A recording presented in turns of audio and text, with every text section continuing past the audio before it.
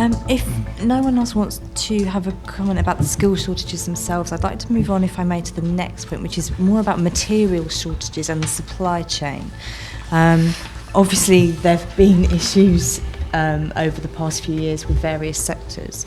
I'm curious whether people feel like that's kind of been sorted now, or whether there are still issues, whether there are issues Depends coming if you're a blocks forward. manufacturer. I think Peter's point was the interesting one earlier. If we wanted to build 300,000 houses, could we? The simple answer is today no. But keep coming back to the same point. Most of the manufacturers in our industry flex up and flex down according to what the market does. It may take a small amount of time.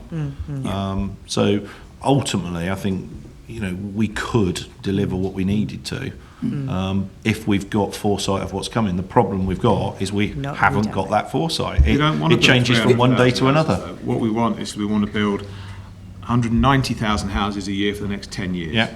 That's what we want. So you want the certainty, rather than 1 year where you build 300,000 and the next year it's 20. It's confidence, I think. That's any manufacturer needs to have confidence that if they invest, they will get a return on that over 2, 3, 4, 5 years. And I'm afraid the government track record on delivering things that have been promised is not great. And that obviously example of that, it's not specifically in manufacturing, was Green Deal.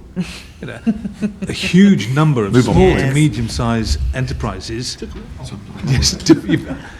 develop business models to have the carpet, ripped from underneath their feet overnight, and that's as an example. I think is it's about sustainable. It's about sustainable long-term growth. I was having this conversation with somebody yesterday who's in charge of what apparently is the largest urban regeneration project in the UK in Oak Park in London, and in reality, the only project in my time in the industry which we've actually had certainty on and visibility on was the Olympics, because we knew the day it had to bloody open. So it had to be finished by that date. Everything else, you look at Hinckley, the impacts that's had on your business. Yes, no. Okay, we've now apparently agreed it, but let's not forget we still haven't built one of these anywhere in the world that works. And even that project, Well, but it's true. But we're going to start building it, which is great for the industry. But the only thing that we've actually had visibility on was the Olympics. The rest all changes. Yeah, and even you're right, Hinckley. We put a forecast every year. Is it going to happen? Is it not? Yes, and we've got a lot of products going in there. But John's right. Even when it starts, it will not run to schedule. It will be late. They'll have peaks, and which they'll expect us to be able to turn capacity on in 5 minutes, and then expect us just to turn it off. And you can't. You just got to keep going. And I think you're right. The investment decisions are dead easy. If you've got a forecast to say we're going to build X, yes, you can have the money. We are very good at closing capacity down, though. We're better at turning it off than putting it on. So I think we've learned that in the recession, that we're very, very good at scaling down. Scaling up takes a lot more confidence. Even when you've got an order, they say, is this going to maintain it next year and the year after? Because if it's not, just put something temporary in to get yourself over the hurdle, and you make do and mend. And we need to invest heavily in our business now. And yes, the money is coming and the pipeline is coming. Our German company have said yes, spend the money. We believe the UK market will continue, but if we said we want to build a new cement works, I don't think we'd get that investment. But is there a challenge with the market dynamics as well, with what's gone on recently, over the last sort of 5 to 10 years, with proliferation of buying groups, prices being driven down? I mean, you take the block market at the moment, we all know there's shortage of blocks. Do any of the block manufacturers want to put any extra capacity in at the moment? Of course they don't, because what they want is the price to get back up to a sensible level where they've got the money to be able to invest in their business for the future. Yeah, but the block industry, the block shortage is a different problem. It's not manufacturing capacity, it's raw material capacity. And it's like, oh, look, they're closing the coal-fired power stations. Who knew that was going to happen? What are we going to do for PFA? That's the problem for the block industry. I mean, I think you look at bricks. 2 years ago, we were importing bricks. The brick manufacturers responded, they put extra capacity on. Switch them off now. And they did react. The industry did react. The problem is really on when you talk about capacity, there's various products, various questions really. To put extra capacity in a gypsum plant isn't that difficult. You go night shifts and you can do lots of things, but an investment of, I don't know, 30 million to put a new brick kiln down. When that's going to be made overseas probably, in terms of all our big manufacturers. Yeah. That'll be more difficult, I think, because if I was sat on that board, I'd be saying, why? Absolutely. You know, because you look at the average prices and look at the prices come down, and, you know, like a lumpy really, they'll just supply and demand. They'll control it. The same with the block boys really, they're controlling it. So I think, you know, it's capacity is one thing if you, depending on what you're managing, and depending on what you're making. Today there's plenty, probably, but you know, there's plenty for the market we've got today. And the UK, seriously, in terms of a good investment place, people make money in the UK. Whereas, you know, I can take you to Germany and other places where they're not that successful in terms of making money, where there's an overcapacity. And, you know, so it'll be managed very carefully, this, for sure. I don't think you'll see much more capacity going down in the UK. I can't see it. The issue is the perception, though. I mean, you know, we had all those press reports a week or so ago using a report that was sort of 18 months, 2 years old, that there was still a brick problem. And it's almost easy for the government to say, well, we would build more, but actually there's still a shortage of bricks. I mean, it was complete and utter nonsense. But the press coverage that brick shortage story got was just phenomenal in the national press. So the perception of people is that there is actually still a capacity issue. We know it's not true, apart from blocks, but there's a perception issue there. And There was a reaction to that, though, wasn't there, which I thought was quite robust. Yes. And I don't know that would have happened a few years ago. There was a reaction from the BDA and there was a reaction from us, but the fact is a lot of the damage had already been done, because once they've published those stories, it's then very difficult to get press coverage back from an association to say, well, actually, this is complete bullshit, and there's over 1 million bricks out there ready to. I thought as an industry at least we fought back. Yeah, We did, but then you talk about the attitude of the media and how a negative story is always more popular than a positive story. True. Yeah. No, it's very true, unfortunately. Yeah. Said the representative from the media. No, it's true. I'm not going to pretend like it isn't. Unfortunately, as you said, especially with the national press, bad news sells. So they're always going to put the story about, oh, this is a bad thing, this is a bad thing. And when they're wrong, like as they were in this case, you know, the clarification or the response back is a little column on page 27 when the actual story was front page news. You know, it's. And the story originated from Vicky Price, who'd actually spoken at Members' Day the year before. That was the big shock for me. I wonder if they'll pick up on Sam Allardyce cancelling his house extension, whether that will be. Well, I think he's got enough money to pay for that. Do you think so? I think, yeah. I don't think he's going to struggle. Blocks. Not blocks. Yeah. Okay. Should publish some bad news then about the construction market. Get it on the front page of the Telegraph at the time. Construction market's going to collapse through lack of employees. Sam Allardyce appointed. You know, just because there is a shortage of aerated concrete blocks, it's not bad news for everybody. We're selling better quality insulation for people that are building with aggregate blocks. Timber boys. We're making timber framed housing. Yes, it's very good news. That's it. So it's, As you said, there's an opportunity everywhere. Market dynamics again. Things level out somewhere.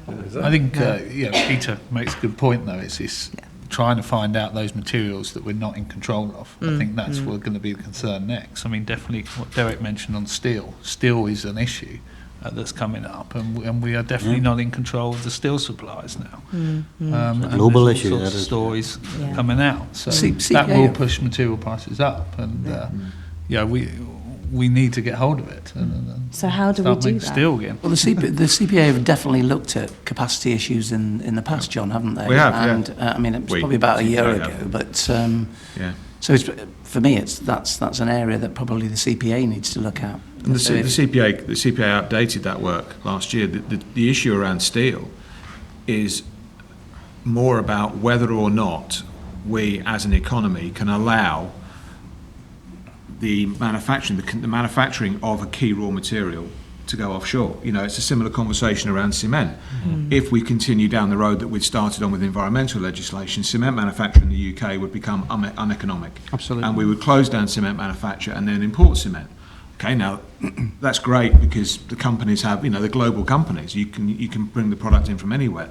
But from a UK economic output perspective, And the future of the UK, is it allowable for the government, is it the right thing for the government to do to allow key raw materials to be moved offshore and to not have the manufacturing capability in the UK?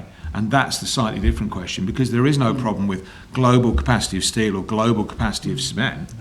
No, so The question is whether we want it here in the UK or whether we want to be an importer. Maybe now's the opportune moment to jump on the bandwagon where we're talking about security of energy as well. So actually you could roll that out, and the construction industry could jump on that bandwagon with raw materials as well. Yeah. I mean, as a kind of technical point, as a country, we should be able to manufacture as much of the raw materials that we require to run a country as we can. But obviously with some sort of shifting depending on demand and export opportunities and, prices. But how do we manage that if, particularly with things like steel and other materials, that's not happening naturally, clearly? How do we make that work? But I think there's two products. There's regional products, and then there's global products. And things now like ductile iron pipe is a global product. We don't make any in the UK anymore. We get them from India because it's more cost effective. Abrasives used to be a massive plant up at Stafford, is now a global product. And that comes from somewhere else because of the cost of manufacture is lower. And the fact of life is, if you look at the size of these boats now that's bringing stuff around the world, they're getting bigger and bigger and bigger. So it's the cost is in the last 20 mile. It's not in where it comes from the Far East. The Far East of the UK is for peanuts. It's the last 20 miles of cost. So it won't necessarily be the UK government that might decide. It will be global companies who will decide where they're going to make the product. And the government are passengers in that. They can offer subsidies and everything else within the rules. Exactly. But they are passengers. Exactly. Now they can intervene and maybe buy whatever, but the fact of life is, the continental companies will decide where's the most cost-effective way to make a product. And steel has gone that way. The recent impact on steel, of course, the Port Talbot guys will be delighted to be part of Europe, because it was Europe that put the levies in to stop the anti-dumping of the Chinese and Russian steel. So, but they did vote. I'm not sure Britain did vote in that area to leave, as they did in. But I'm not sure Britain Peace actually were in favour. Cameron reportedly was not in favour of putting the levy in against the Chinese. But Europe overruled that. But obviously, so manufacturing cost was. I guess what I'm saying is, I think it's companies that will decide. And government will be a passenger in it, if I'm honest. All the government can do is try and influence that decision. Exactly. Exactly. But it'll be made in India or Paris or Iphoven. Exactly. And whoever pays the correct market price will obtain the material. Exactly. And it'll become a distribution centre. If you look at most of the shower industry in the UK now, it's all made elsewhere. It's just distributed around the UK. Same brands, but distribution. And it's the same now for cast iron pipes. It's the same for many products now. It's not far away. That's the way it will go. And on the flat sheet, galvanised, it's only up to 2 mil we make in this country. Everything else. Flat glass is a global product. You can supply it from here to Chile just as cheap as you can make it in Chile. So. The world has shrunk, and it's through these large ships you see now. You can bring anything anywhere quickly, and the cost of that is low. So to bring cement, say, from Germany wouldn't be a massive cost if you was a German cement manufacturer to the UK. If you look at the legislation and the cost of the mines and cost of everything that goes with that, it's huge. So I'm not sure the government can do much about that really. It's globalisation of companies. And that will always be run by market pressures and... Exactly. Yeah. And it's supply and demand. You've got oversupply in certain countries, and they've got to continue making it because the volume businesses. You just can't run a cement plant 1 day a week. You've got to run it 7 days a week, 24 hours a day. So they've got to produce the product for the economies of scale. So they will then export that material around the world and not dump it, but sell it in markets where the prices are higher. So it's supply and demand. Yeah. If you take the change of ownership in Pilkington Glass, gone from 3 floats to 1 float now in the UK. And that wasn't a decision made in the UK. That was a decision made in somewhere else. Well, I guess, earlier we were talking about the opportunities for export that we have, and obviously, as a country, if we're exporting to other countries, then those countries are buying abroad and not making in, so it levels itself out, presumably.